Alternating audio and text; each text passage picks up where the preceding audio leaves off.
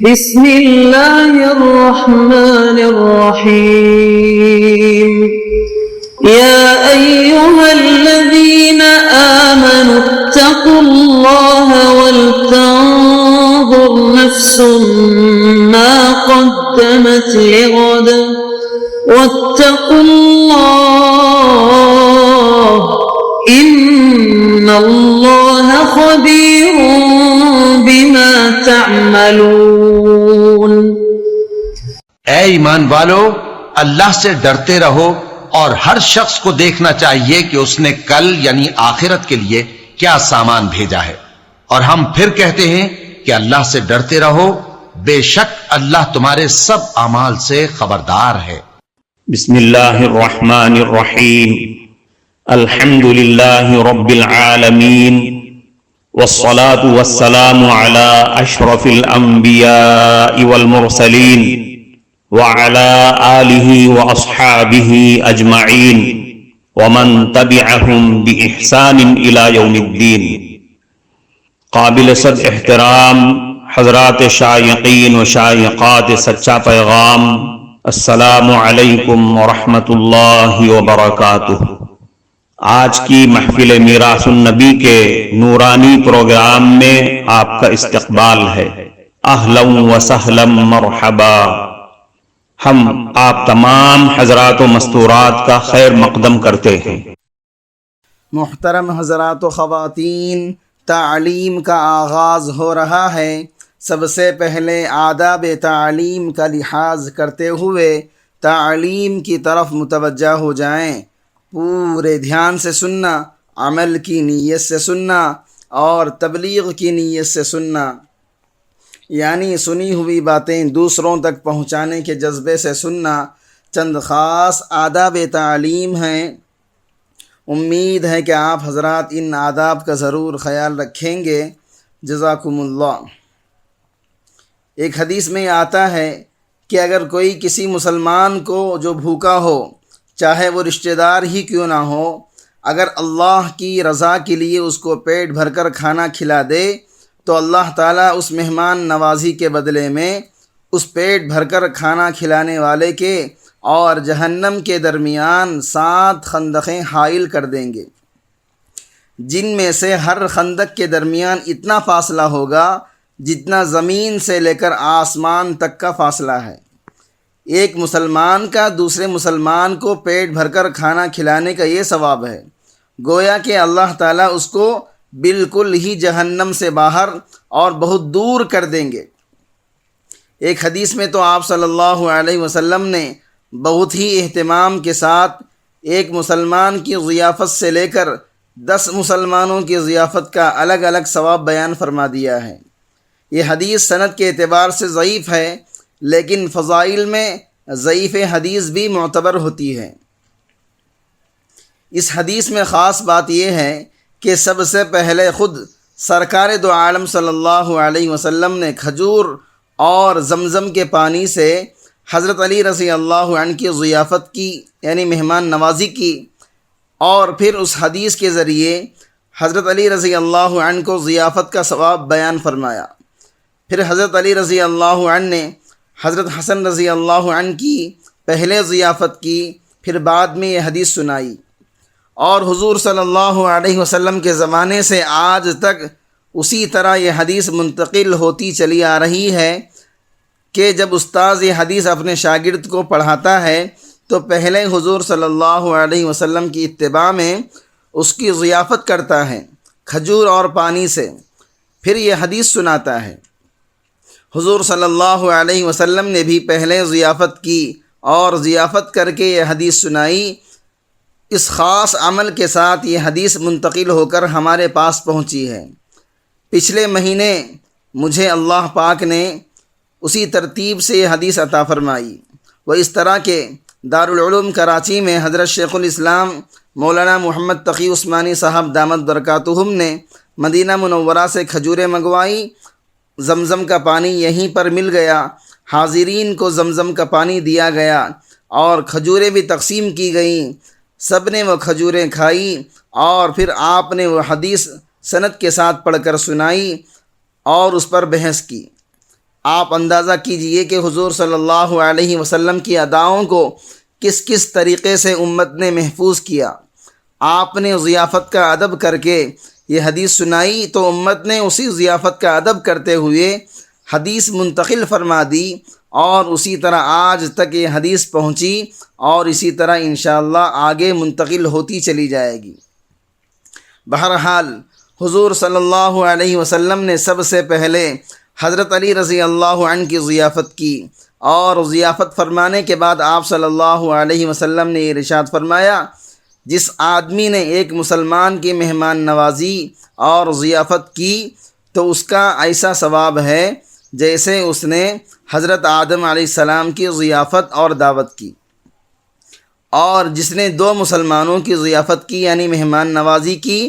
تو اس کا ایسا ثواب ہے جیسے اس نے حضرت آدم علیہ السلام اور حضرت حوا کی ضیافت کی، اور جس نے 3 مسلمانوں کی ضیافت کی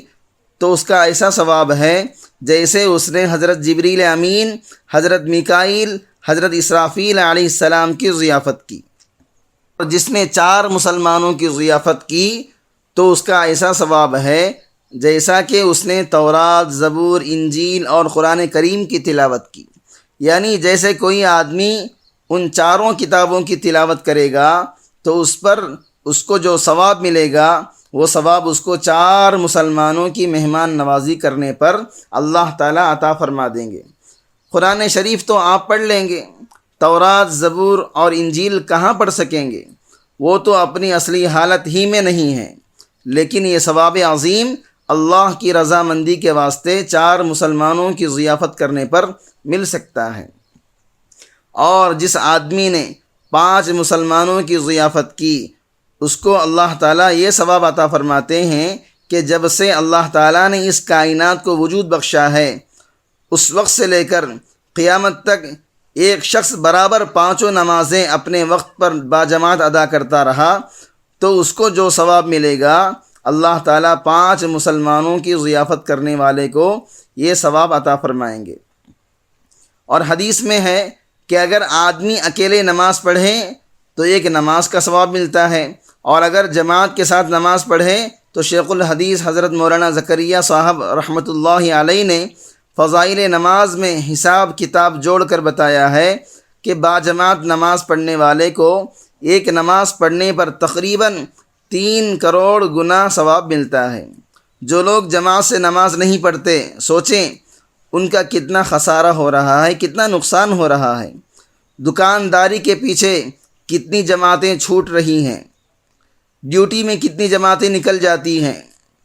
اس آدمی کو 3 کروڑ گنا ملنے والا ثواب ضائع ہو گیا، کتنا بڑا نقصان ہے۔ یہاں پر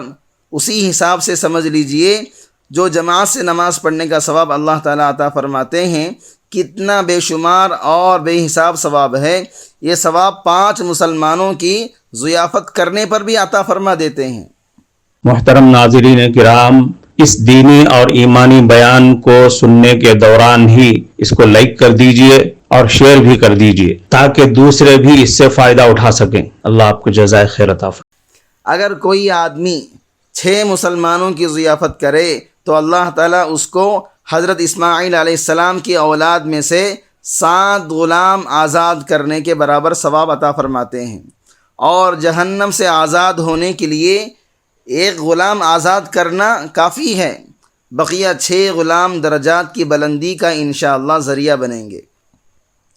اگر کوئی آدمی 7 مسلمانوں کی ضیافت کرے تو اللہ تعالیٰ جہنم کے 7 دروازے اس پر بند کر دیتے ہیں۔ لہا 7 ابواب، جہنم کے 7 دروازے ہیں، اور ہر دروازے کے لیے ایک حصہ تقسیم ہو چکا ہے، یعنی مخصوص تعداد میں افراد ہر دروازے سے داخل ہوں گے، لیکن 7 مسلمانوں کی ضیافت کرنے والے کے لیے 7 کے 7 دروازے بند کر دیے جائیں گے۔ اور جو آدمی 8 مسلمانوں کی ضیافت کرتا ہے تو اللہ تعالیٰ اس کے لیے جنت کے 8 دروازے کھول دیتے ہیں، جس دروازے سے چاہے جنت میں چلا جائے۔ یہ آدمی بڑا خوش نصیب ہوگا۔ جنت میں مسلمان مختلف دروازوں سے داخل ہوں گے، کوئی باب الصلاۃ سے جائے گا، کوئی باب الزکوٰۃ سے جائے گا، کوئی باب الصوم سے جائے گا، کوئی باب التواضع سے جائے گا، لیکن 8 مسلمانوں کی ضیافت کرنے والے آدمی کے لیے 8 دروازے کھلے ہوں گے، اور ہر دروازے سے فرشتے کہیں گے کہ حضرت یہاں سے آ جائیے۔ یہ اس کے لیے بہت بڑا اعزاز اور اکرام ہے جو اس کو حاصل ہوگا۔ اور 9 مسلمانوں کی ضیافت کرنے والے کا ثواب ایسا ہے، جب سے اللہ تعالیٰ نے اس کائنات کو وجود بخشا ہے اس وقت سے لے کر قیامت تک کوئی آدمی برابر اللہ تعالیٰ کی نافرمانی کرتا رہا، اس کے گناہوں کی جو تعداد ہوگی اس تعداد کے مطابق 9 آدمیوں کی ضیافت کرنے والے کو اللہ تعالیٰ نیکیاں عطا فرمائیں گے۔ اب سوال یہ پیدا ہوتا ہے کہ گناہوں کے حساب سے نیکی دینے میں کیا حکمت ہے؟ اس کے اندر یہ حکمت ہے کہ نیکی تو ہمیشہ محدود ہوتی ہے، اس کے مقابلے میں گناہ لامحدود ہوتے ہیں۔ گناہ آدمی زیادہ کرتا ہے، نیکی کم کرتا ہے، اس لیے معیار نیکی کو نہیں بنایا بلکہ گناہ کو معیار بنایا۔ جو آدمی دنیا کے وجود میں آنے سے قیامت تک گناہ کرتا رہے، اس کے گناہوں کی تعداد کے برابر اس کو نیکیاں عطا فرمائیں گے جو بے شمار ہوں گے، اللہ تعالیٰ کے علاوہ کوئی شمار نہیں کر سکتا۔ اور جو آدمی 10 مسلمانوں کی ضیافت کرتا ہے، اللہ تعالیٰ اس کو ایسا ثواب عطا فرماتے ہیں جیسے کوئی آدمی قیامت تک برابر نمازیں پڑھتا رہا، روزے رکھتا رہا، حج کرتا رہا، عمرے کرتا رہا، اس کو جو ثواب ہوگا وہ 10 مسلمانوں کی ضیافت کرنے والے کو ملے گا۔ دعوت کرنے کے لیے قورمہ بریانی ضروری نہیں، خود حضور صلی اللہ علیہ وسلم نے پہلے کھجور اور پانی سے ضیافت کی، پھر بیان فرمایا، اور کھجور اور پانی سے ضیافت کر کے اپنے عمل سے آپ نے بتلا دیا کہ ضیافت کرنے کے لیے قورمہ اور بریانی کی دعوت کرنا ضروری نہیں، تاکہ غریب آدمی یہ نہ سوچے کہ ہم اس ثواب عظیم کو حاصل کرنے سے محروم رہیں گے۔ عمرہ تو بڑی بڑی دعوتیں کر کے یہ ثواب حاصل کر لیں گے، اور ہم غریب کہاں جائیں گے؟ حضور صلی اللہ علیہ وسلم تو غریبوں کے بھی نبی ہیں، آپ نے اپنے عمل سے ہی بتلا دیا یہ ثواب عظیم کھجور اور پانی کی ضیافت سے مل سکتا ہے، لہذا کوئی کسی وقت اس ثواب سے اپنے آپ کو محروم نہ کرے،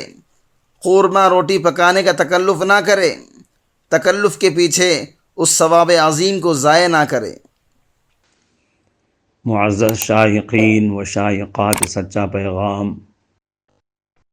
آپ کو اندازہ لگ گیا ہوگا کہ یہ مضمون کتنا اہم ہے اور کس قدر فائدہ مند ہے۔ کم سے کم درجے میں سوشل میڈیا کے ذریعے سے بھی ہم اس کو زیادہ سے زیادہ شیئر کریں گے تو دعوت کے فریضے کی کوششوں میں ہم بھی اپنا کچھ حصہ ڈالنے والے بن سکتے ہیں، لہٰذا زیادہ سے زیادہ اس کو عام کریں تاکہ پوری دنیا کے ہندوؤں کی غلط فہمی دور ہو جائے اور انہیں یہ زمینی حقیقت معلوم ہو جائے، اور وہ اپنے اصل مذہبی لیڈر پیغمبر آخر الزماں حضرت محمد الرسول اللہ صلی اللہ علیہ وسلم کو ماننے پر مجبور ہو جائیں، اور کلمہ پڑھ کر آپ کے ساتھ ساتھ وہ بھی جنت میں جانے والے بن جائیں۔